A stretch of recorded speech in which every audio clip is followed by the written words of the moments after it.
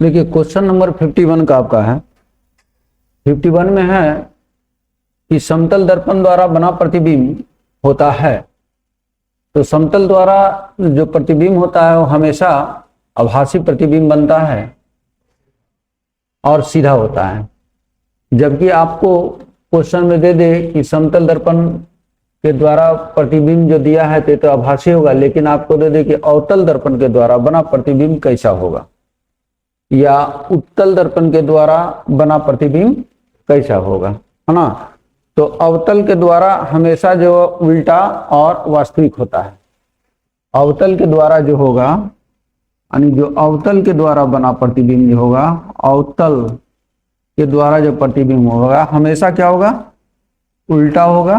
क्या होगा, उल्टा और आभासी, उल्टा और वास्तविक, वास्तविक, हाँ वास्तविक, वास्तविक होगा यानी उल्टा और वास्तविक होगा, है ना। उल्टा और अवास्तविक होगा और साथ साथ में बराबर भी होगा। और क्या होगा, बराबर होगा। जबकि उत्तल के द्वारा कर दे तो उत्तल के द्वारा बना प्रतिबिंब हमेशा छोटा होता है और क्या होता है, आभासी होता है और सीधा होता है। आभासी और सीधा होता है।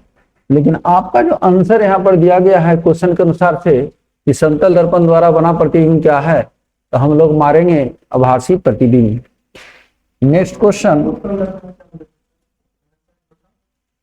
किसका दर्पण, उत्तल दर्पण में हमेशा छोटा, आभासी और सीधा होता है। चलिए अगला क्वेश्चन है आपका 52 नंबर क्वेश्चन में देखिएगा, कह रहा है कि किसी यंत्र द्वारा 20,000 हर्ट्ज से अधिक आवृत्ति की ध्वनि कहलाती है। किसी यंत्र द्वारा 20,000 हर्ट्ज से अधिक आवृत्ति की ध्वनि कहलाती है। तो हम लोग एक रेंज देखते हैं कि 20 हर्ट्ज से लेकर, है ना, 20,000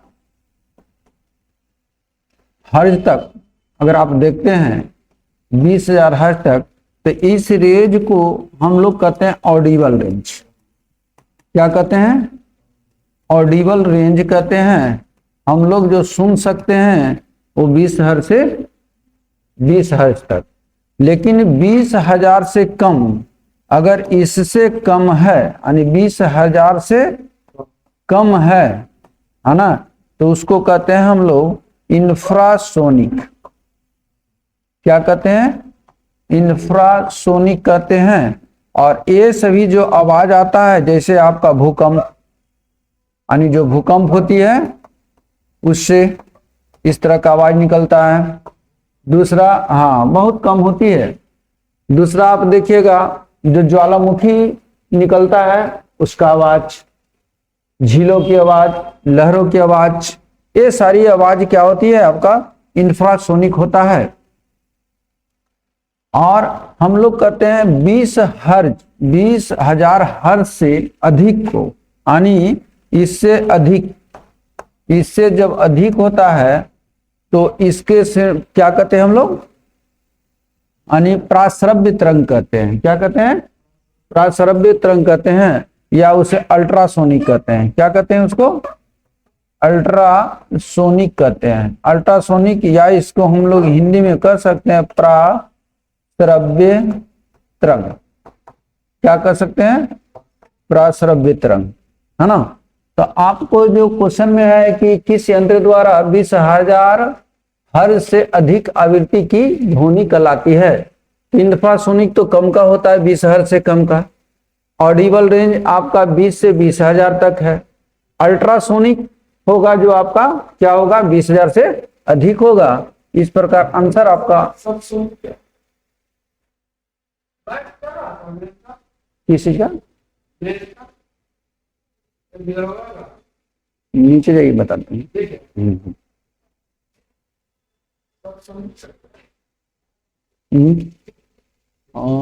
एक क्वेश्चन आपका है सबसोनिक।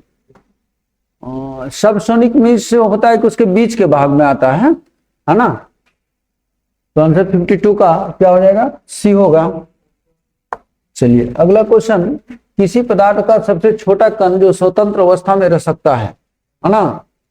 तो किसी भी तत्व या पदार्थ का सबसे छोटी से छोटी कण क्या है? वो परमाणु है। आप परमाणुओं से बने को क्या कहते हैं? अणु कहते हैं। तो अणु सबसे छोटी से छोटी कण होता है और यह स्वतंत्र अवस्था में रह सकता है, जबकि परमाणु छोटी कण होता है लेकिन यह स्वतंत्र अवस्था में नहीं रह सकता है ना? तो आपका आंसर होगा, यहाँ पर क्वेश्चन का दिया कि किसी पदार्थ का सबसे छोटा कण जो स्वतंत्र अवस्था में रह सकता है। स्वतंत्र अवस्था में कौन होगा? अणु होगा। हाँ, तब परमाणु हो सकता है। सबसे छोटी वो उसमें मार देता तो परमाणु हो सकता था, लेकिन 54 में कह दिया कि धातु के किस गुण के कारण उसकी पतली चादर बनाई जाती है। तो धातु का देखिए सारे गुण है आपका, आघात बदनीय यानी मेलेबिलिटी, दूसरा तन्यता, तीसरा है सोनेरिटी, तीसरा है टेंसालिटी, यानी कहने में सभी के सभी धातु का गुण है। लेकिन उसमें से कौन सा गुण के कारण पत्थर बनाया जा सकता है किसी धातु का? तो उसका आंसर होगा मेलेबिलिटी। मेलेबिलिटी के गुण के कारण ही क्या होता है, किसी चीज का पीट पीट करके पत्थर बनाया जाता है। सबसे अधिक मेलेबिलिटी जो देखा जाता है वो सोना में होता है, चांदी में होता है ना? कि जो ऑर्नामेंट बनते हैं वो बहुत छोटे छोटे पत्थर बना के बनाया जाता है। डक्टाइलिटी कहते हैं उसको जो तार के रूप में निकाला जाए। सोनोरिटी मीन्स होता है आवाज, यानी कोई भी मेटल है तो उसका एक अपनी आवाज होती है। तन्यता में टेंसाइल, है ना? तो आंसर आपका इस प्रकार से ए होगा। नेक्स्ट क्वेश्चन है आपका, दूध को इस्तेमाल करने के पहले इसे उबालते हैं, है ना? दूध को इस्तेमाल करने से पहले उसको क्या करते हैं? उबालते हैं। इस क्रिया को हम लोग पाश्चुराइजेशन कहते हैं। क्या कहते हैं? पाश्चुराइजेशन, है ना? पाश्चुराइजेशन कहते हैं। पाश्चुराइजेशन में क्या होता है कि दूध को 65 से लेकर के 70 डिग्री सी तक 15 से 30 मिनट तक 15 से 30 मिनट तक हम लोग क्या करते हैं? इसको उबालते हैं, जिसके कारण क्या होता है कि उसमें जो सूक्ष्म जीव होते हैं, बैक्टीरिया जो होते हैं, वो किलिंग हो मर जाता है। तो दूध की इस्तेमाल करने से पहले हम लोग क्या करते हैं कि उसके पाश्चुराइजेशन करते हैं। और इसमें क्या होती है तो सूक्ष्म जीवों को मरने के लिए, सूक्ष्म जीवों को बढ़ाने के लिए, सूक्ष्म जीवों को पैदा करने के लिए। तो इसमें आंसर क्या हो जाएगा? ए हो जाएगा। सूक्ष्म जीवों को मारने के लिए पाश्चुराइजेशन की क्रिया कराई जाती है। अगला क्वेश्चन है, बायोडीजल बनाने में किस वनस्पति का उपयोग किया जाता है? बायोडीजल, है ना? बायोडीजल है क्या? तो बायोडीजल में सबसे पहले ऑस्ट्रेलिया का, है ना, ऑस्ट्रेलिया के सहयोग से एक उद्योग खोला गया था। वो कहाँ खोला गया था आपको? एमपी में, मध्य प्रदेश में, है ना? और वहां पर जो बायोडीजल कहने की विषय हुआ कि बायोडीजल एक ऊर्जा शक्ति है जो जैविक विधि के द्वारा, यानी जैविक से निर्माण किया जाता है। यानी जैविक कहने की वनस्पति से निर्माण किया जाता है। और वह क्या है तो एक डीजल के समान ही ऊर्जा उत्पन्न करता है। इसे बायोडीजल कहते हैं। और इसके लिए सबसे उपयुक्त जो दिया गया है वो रतन ज्योत। हाँ, रतन ज्योत। ओ गन्ना अब दूसरे चीज में, हाँ, इथेनॉल में मिलाया जाता है ना? अगला क्वेश्चन, डायनासोर किस कशेरुकी वर्ग से संबंधित है? डायनासोर मत्स्य से, पक्षी से, रेप्टाइल से, स्तनधारी से। तो डायनासोर जुरासिक पीरियड का ट्राइएसिक यानी 23,000 करोड़ ईयर्स एगो पहले देखा गया था। और वह किस वर्ग से संबंधित है? तो रेप्टाइल से। किसे? वो रेप्टाइल से। नेक्स्ट क्वेश्चन आपका है, निम्नलिखित में से कौन सा पौधा रेगिस्तान में आसानी से उग जाता है? रेगिस्तान में सबसे पहले कि वो पौधे उगते हैं जिसमें क्या हो कि पानी कम से कम यानी पानी कम से कम यूज करे, है ना, कम से कम यूज करे और ज्यादा लॉस नहीं हो। तो हम लोग देखते हैं कि जो रेगिस्तान के प्लांट होते हैं उसमें पत्ती जो होता है कंपाउंड होता है, इंडोल हो जाता है, कांटे के रूप में परिवर्तित हो जाते हैं, वो मोटे हो जाते हैं, है ना, क्योंकि तना जो होता है उसका पत्ती के रूप ले लेता है यानी मोटा हो जाता है। तो इस तरह के उसमें गुण आ जाता है ना। कारण क्या है कि वहां पर वाष्पोत्सर्जन बहुत कम से कम होता है। तो यहाँ पर देखते हैं कि आपका निम्नलिखित में कौन सा पौधे रेगिस्तान आसानी सूख जाते हैं, तो कमल, कमल का तो पानी की आवश्यकता होती है। आम, केला, ये सब में सिंपल पत्ती होते हैं। कैक्टस, कैक्टस में गुण पाया जाता है, कैक्टस में गुण पाया जाता है कि इसका पत्ती क्या होता है, मोटा होता है और कांटे कटीला होता है, जिसके कारण इसमें स्टोमाटा की कमी होती है और वहां पर वाष्पोत्सर्जन कम होता है ना। जैसे आपका बबूल का पेड़ हो गया, ये भी क्या है, आसानी से रेगिस्तान में उग सकता है। तो इस प्रकार आंसर आपका डी होगा।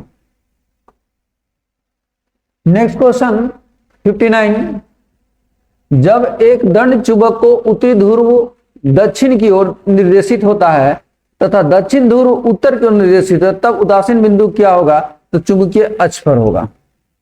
जब दोनों ध्रुव एक दूसरे के अपोजिट होते हैं तो उसका जो शून्य काल होते हैं वो कहां होता है, आपका अक्ष पर होता है। नेक्स्ट क्वेश्चन आपका 60 नंबर, एक 60 वाट के बल्ब में 0.5 एम्पियर की धारा बहती है, 1 घंटे में इसे गुजारने वाली कुछ आवेश है, यानी आवेश क्या होगा, हम लोग जानते हैं। आपको क्या क्या दे दिया है, वाट दिया है, P बराबर 60 वाट दिया है, और क्या दिया है आपको, धारा दिया है, कितना दिया आपका धारा, 0.5 एम्पियर दिया है, और क्या दिया आपका, समय दिया है, टाइम दे दिया है कितना, 1 घंटा, 1 आवर दिया है। इसका मीन्स की 60 मिनट इंटू 60 सेकेंड, और इतना आपका क्या दे दिया है, समय दे दिया है। हम लोग जानते हैं Q बराबर IT, तो I का मान आपको दे दिया है 0.5 इंटू ये दे दिया आपको 60 इंटू 60, कितना हो जाएगा भाई, 36, 360 इंटू, यानी डायरेक्ट करेंगे कि 360 इंटू 5, इसका मीन्स कि 50 हो जाएगा, 6 × 30 के 0 हाथ में 1, 5 × 15 और 3 × 18, यही ना, 1800 आंसर है, 1800 कूलम आपका आंसर डी होगा। नेक्स्ट क्वेश्चन, एक लिफ्ट का द्रव्यमान में 500 किलोग्राम है, लिफ्ट के केबल के तनाव क्या होगा जब यह 2 मीटर प्रति सेकंड स्क्वायर के त्वरण से ऊपर की ओर जा रहा है ना। क्या कर रहा है कि एक लिफ्ट का द्रव्यमान जो है 500 किलोग्राम का है, कितने किलोग्राम का है आपका, 500 किलोग्राम का है। लिफ्ट के केबल में तनाव क्या होगा जब यह 2 मीटर प्रति सेकंड स्क्वायर के त्वरण से ऊपर की ओर जा रहा है। जैसे एक लिफ्ट है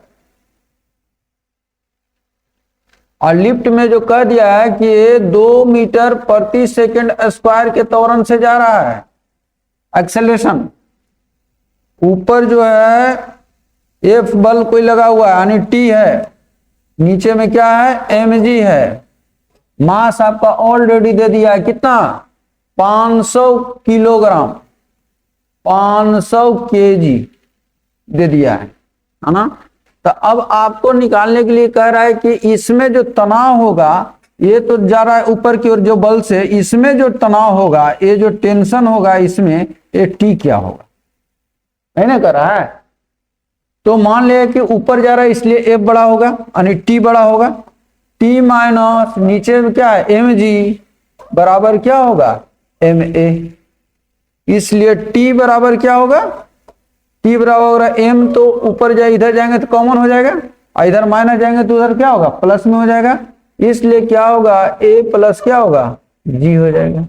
इसका मीन्स कि एम कितना है आपका 500 है और जी कितना है, ए हो गया 2 और ए कितना हो गया 9.8। ये दोनों से अगर कैलकुलेट करेंगे तो क्या होगा, 2 9 2 11.8 इंटू 500 है ना, यानी हम इसको गुना कर देंगे 500 इंटू 11.8, तो एक जीरो से हटा दीजिए है ना। अब क्या होगा 50 इंटू, तो कितना हो जाएगा, अब जोड़िए इसको, आपका हो जाएगा, एक सुना खाली बैठा देना, 118 इंटू कितना होगा 118, यानी इसको आपको गुना करना है।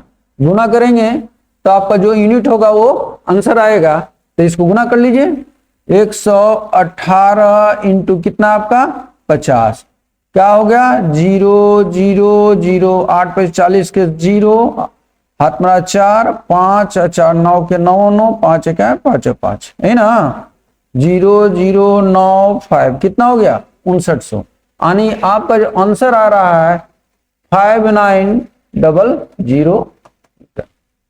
ए आंसर आपका सी होगा। क्या होगा आंसर, सी होगा।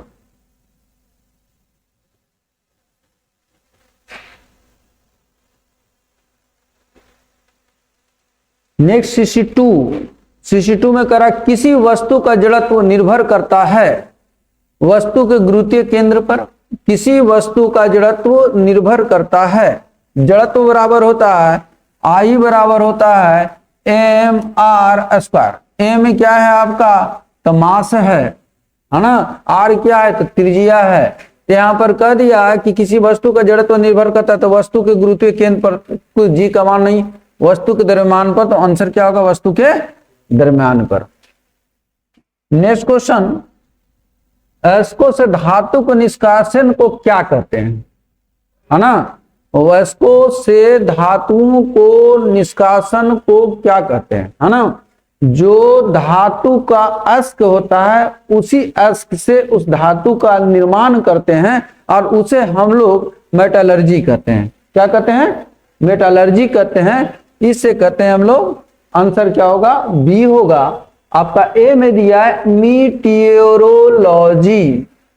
मीटियोरोलॉजी में किसका अध्ययन करते हैं हम लोग, मीटियोरोलॉजी में हम लोग खगोल विज्ञान का अध्ययन करते हैं। किसका, खगोल विज्ञान का अध्ययन करते हैं, है ना। तो यानी इसका आंसर अगर देखेंगे तो आंसर क्या होगा आपका 3 होगा। कौन सा आंसर होगा, ये आंसर बी होगा, यानी मेटलर्जी होगा। नेक्स्ट आपका, ऑक्सीजन की अपर्याप्त आपूर्ति में जब कार्बन को जलाया जाए, जब कार्बन को ऑक्सीजन के अपर्याप्त मात्रा में, अगर अपर्याप्त मात्रा में कहा जाए कि ऑक्सीजन वहां पर अपर्याप्त मात्रा में यानी ज्यादा मात्रा में वहां पर नहीं है, तब ये जो बनेगा वो कार्बन मोनोऑक्साइड होगा। और जब कार्बन को ऑक्सीजन के उपस्थिति में या पर्याप्त उपस्थिति में जलाया जाएगा तब वो बन जाएगा CO2। यानी आपका जो क्वेश्चन कह रहा है कि ऑक्सीजन की अपर्याप्त आपूर्ति में जब कार्बन को जलाया जाए, तो यहां क्वेश्चन के अनुसार से आंसर कार्बन मोनोऑक्साइड होगा। जब वही क्वेश्चन में थोड़ा सा चेंज कर देता कि ऑक्सीजन की आपूर्ति में अपर्याप्त हटा दिया जाता, तो आंसर कार्बन डाइऑक्साइड हो जाता। नेक्स्ट क्वेश्चन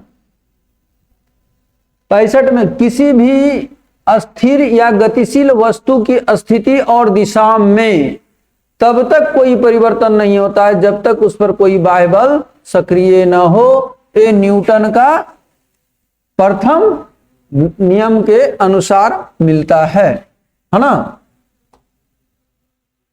नेक्स्ट है 66 में, पंखा करने से शरीर में ठंड की अनुभूति होती है। क्यों, क्योंकि शरीर पर आर्द्रता के वाष्पन के कारण ही ठंडा की अनुभूति होती है। आंसर आपका क्या होगा, बी होगा।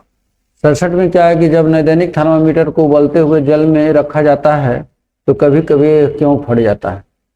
नैदानिक थर्मामीटर कम टेम्परेचर के मापने के लिए होता है ना, यानी जिसको हम लोग क्लिनिकल थर्मामीटर कहते हैं, और इसमें मुख्य रूप से कांच नली होती है जिसमें पारा भरा हुआ होता है।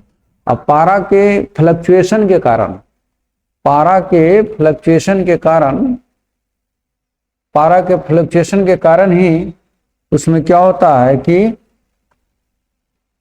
यानी ऊपर पारा ऊपर और नीचे होता है जिससे हम लोग मापते हैं, है ना। तो उसका जो आंसर होगा आपका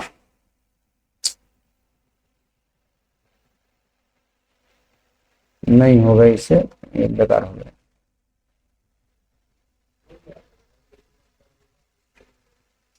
और दैनिक थर्मामीटर के भाप का प्रभाव ए में है। नैदैनिक थर्मामीटर कांच का, दूसरा नैदैनिक थर्मामीटर भाप का प्रवेश के कारण। नैदैनिक थर्मामीटर मानव शरीर के ताप का केवल लघु प्रास पढ़ने के लिए आशंकित होने में बहुत उच्च ताप के लिए आशंकित नहीं के कारण। तो आंसर इस प्रकार से हमको लग रहा है आपका सी होगा। आंसर क्या होगा इसका? सी होगा। अगला जो हम लोग देखते हैं, विद्युत उपकरण पर केवल तभी कार्य करना चाहिए जब वह उचित रूप से भू संपर्कित हो। ऐसा करने से होता है कि आपका नुकसान होने से बच जाते हैं, क्योंकि भूमि संपर्क उपकरण पौधिक उपकरण का सुंदर बनाता है। गलत बात है, क्योंकि जब वैद्युत लघु पतन होता है तब भोक्ता को बिना कोई नुकसान पहुंचाए विद्युत धारा भूमि में प्रवेश कर जाता है। तो आंसर इस प्रकार इसका आपका बी होगा। क्या होगा इसका आंसर? बी होगा। नेक्स्ट क्वेश्चन अगर हम लोग आते हैं तो कह रहा है निम्न में से कौन विद्युत अचुंबकीय है? कौन सा निम्न में से कौन विद्युत अचुंबकीय है ना। तो आपका जो चॉइस में निकेल, क्रोमियम, कोबाल्ट और तांबा। तो विद्युत चुंबकीय फेरोमैग्नेटिक जो होता है क्रोमियम, निकेल और कोबाल्ट होती है, लेकिन कह रहा है अचुंबकीय है, विद्युत अचुंबकीय है। तो अचुंबकीय में आ जाएगा आपका तांबा। नेक्स्ट, निम्नलिखित में से कौन सा समूह संबंध नहीं रखता है? आपका चॉइस में ए में चीड़, बी में नागफनी, सी में देवदार और डी में नीम। चीड़, देवदार और नीम ये सभी एक वर्ग में रखा जा सकता है, लेकिन नागफनी को अलग वर्ग में रखा जा सकता है, क्योंकि ये मरुस्थलीय में पैदा होता है। निम्नलिखित में से कौन सा एक समूह संबंधित नहीं है? अगर हम लोग को इसको छांटना रहे तो नागफनी मारेंगे, क्योंकि नागफनी क्या है, एक रेगिस्तान में यानी मरुस्थलीय में उत्पन्न होता है और उसके लिए अनुकूल है। इसलिए आंसर क्या होगा आपका? बी होगा। देखिए 71 भी वही क्वेश्चन है। निम्नलिखित में से कौन सा एक समूह से संबंध नहीं रखता है? एक समूह से संबंध नहीं रखता है। तो हम लोग देखते हैं सांप, मछली, छिपकली, ये सब कॉर्डेटा के अंतर्गत आता है, कशेरुकी के अंतर्गत आता है। लेकिन जब केचुआ के देखेंगे तो इनवर्टिब्रेट, ये जो आता है इनवर्टिब्रेट के अंतर्गत आता है, इनवर्टिब्रेट के अंतर्गत आता है। और ये सभी जो है आपका मछली, सांप और छिपकली, ये तीनों जो है वर्टिब्रेट के अंतर्गत आता है। ये आपका ये तीनों जो है आपका वर्टिब्रेट के अंतर्गत आता है। तो इस प्रकार से हम लोग कह सकते हैं कि वर्टिब्रेट है और इनवर्टिब्रेट है। तो इसमें से अगर हम लोग देखना है तो भी आंसर मारेंगे, क्योंकि केचुआ इनवर्टिब्रेट के अंतर्गत आता है। 72 में है जल विद्युत शक्ति स्टेशन, उसमें शक्ति स्टेशन से ज्यादा पसंद किए जाते हैं। जल विद्युत यानी जल से जो विद्युत उत्पन्न होती है और उसमें शक्ति से जो उत्पन्न होती है, तो यहाँ पर कह रहा है कि जल विद्युत शक्ति स्टेशन उसमें शक्ति स्टेशन से ज्यादा पसंद होते हैं, क्योंकि वे प्रदूषण उत्पन्न नहीं करते हैं। वे सही है। वे उसमें शक्ति स्टेशन से अधिक ऊर्जा उत्पन्न करती है, ये भी सही है। वे बहुमूल्य प्राकृतिक संसाधनों को बचाने में मदद, ये भी सही है। तो आंसर हम मार सकते हैं डी। नेक्स्ट क्वेश्चन, माइक्रोस्कोप प्रयुक्त किया जाता है। जैसे तारों को देखने के लिए हम लोग क्या करते हैं? टेलीस्कोप को यूज करते हैं। क्या करते हैं? टेलीस्कोप को यूज करते हैं, है ना। यानी दूरबीन, डायरेक्ट कहेंगे आपका कि दूरबीन का यूज किया जाता है किसमें? आपका तारों को देखने के लिए। रक्त का दाब स्फैग्मोमैनोमीटर,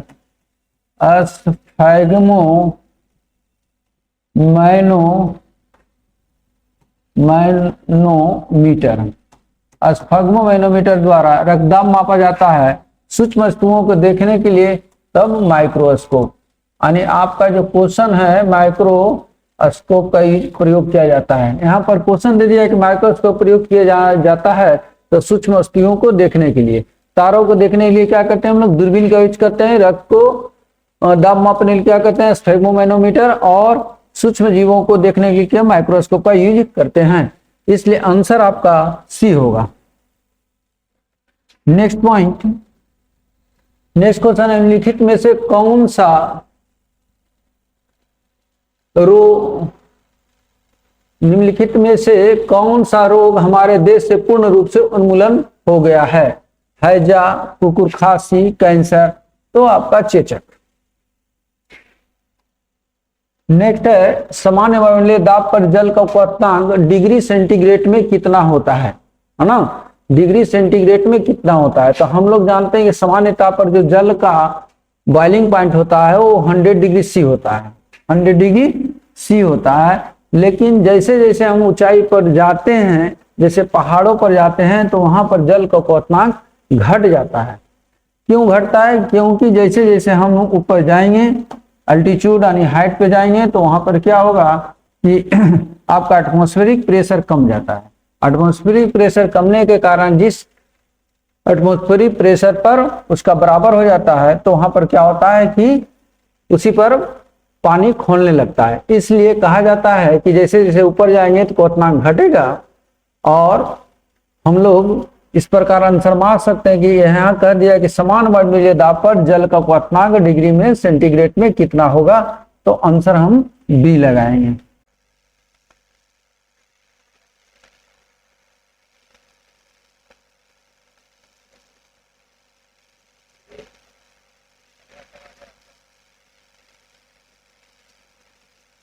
और रुपये की एक वस्तु की कीमत पहले 10% बढ़ा दी जाती है, तब पश्चात 10% और बढ़ा दी जाती है, तो कुल कीमत कितने रुपये?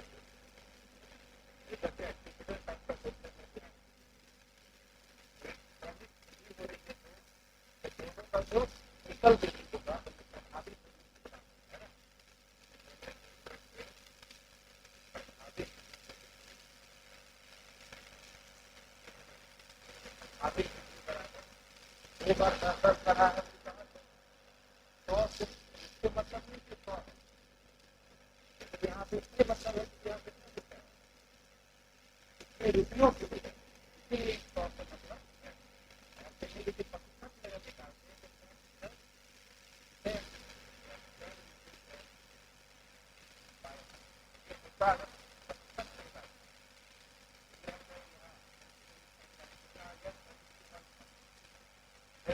मिलता है, तो हम क्या करेंगे?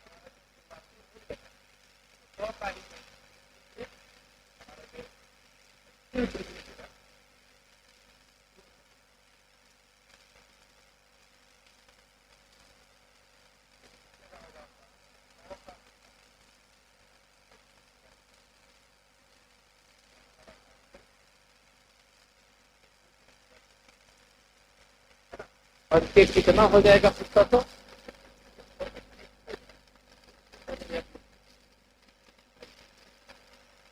आपका जो साइकिल चलाना है, एक व्यक्ति 10 किलोमीटर प्रति घंटा की गति से साइकिल चलाकर अपने कार्यालय पहुंचे। जब उसने अपनी गति 2 किलोमीटर प्रति घंटा और बढ़ा दी, तो जब यदि उसने अपनी गति क्या कर, अगर 2 बढ़ा देता तो तदनुसार उस व्यक्ति की कार्यालय और उसके आरंभिक स्थान की क्या होगी? तो बनाने का तो एक क्या है, इक्वेशन बेस्ड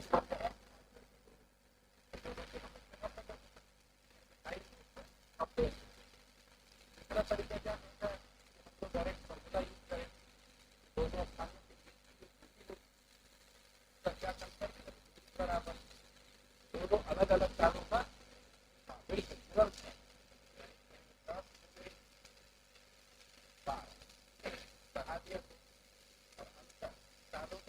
बटा 4 होगा अंतर, और यहाँ आगमन समय में अंतर।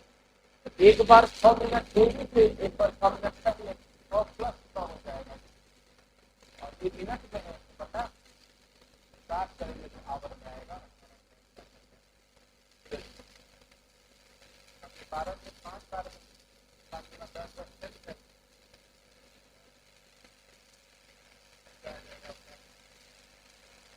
12 ठीक है। इस तरह से इसका हम लोग सिंगल लाइन में बना सकते हैं।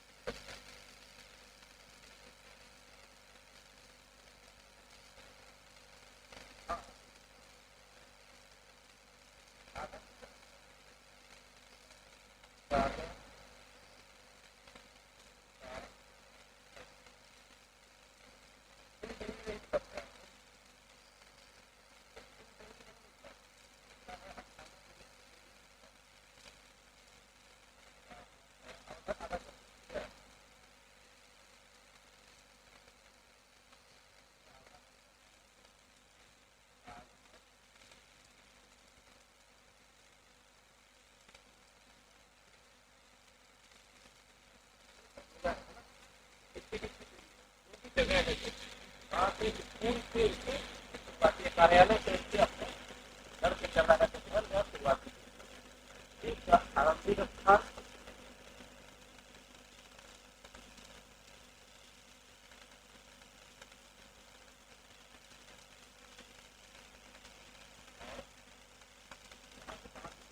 कार्यालय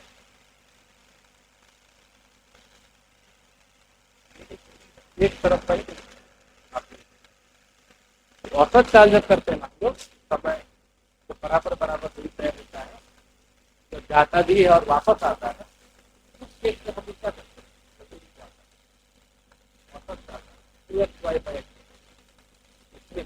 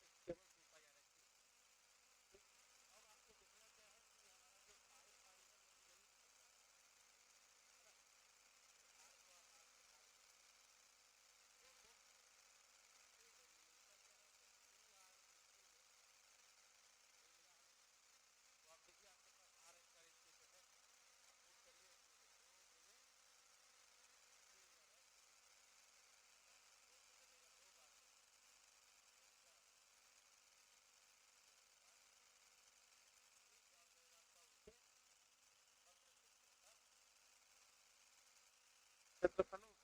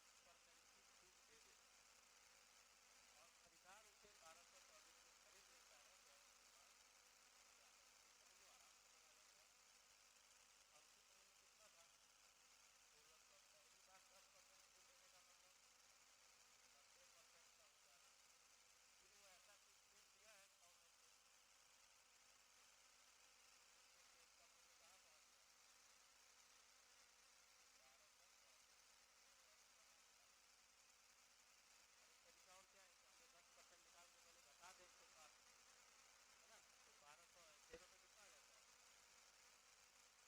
1400